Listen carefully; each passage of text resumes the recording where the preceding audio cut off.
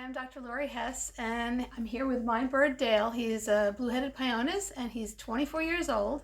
And he and I, see he's saying hello, he and I want to tell you that we're often asked whether birds need friends.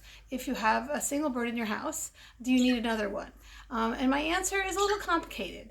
I think birds are incredibly social animals. In the wild, they live in flocks of hundreds to thousands of birds.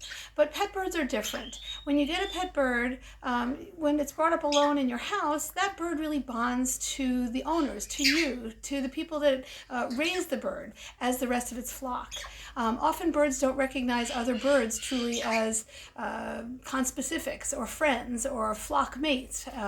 They really see human beings as their flock mates. So birds can be very, very happy when they're raised by themselves.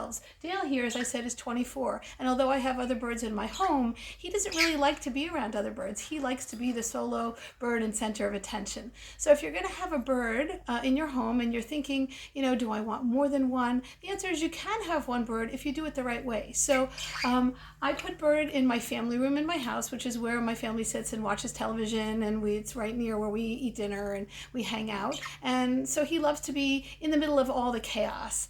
He has a television he watches all day long. When he's eating his bird food, as you see he's eating right now, you can be eating your human food and your birds can be eating their bird food, but you want to pretend that you're sharing. So when you're eating, they'll often be eating as well. When you're not home, you want to give them a lot to do. Foraging is really an important concept in bird medicine and bird behavior, where the birds have lots of toys and Dale has lots of things in his cage to play with.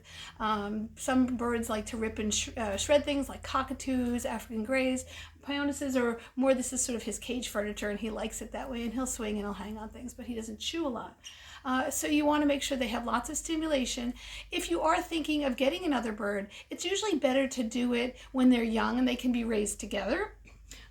If you are going to introduce a new bird into a home where you have an existing bird that you've had for a number of years, you really want to do it slowly. You don't want to just throw them into the cage together.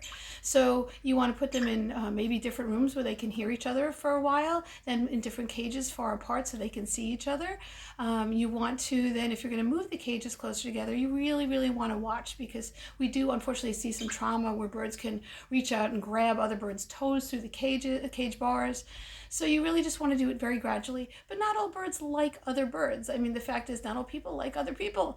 The same is true for birds. And birds can be raised very, very happily when they're given the attention that they need, when they have lots of family time, when they have time out of their cage every day to interact with their flock mates, your family, and they can do just fine. So the answer is, your bird doesn't always need a friend if you are your bird's best friend.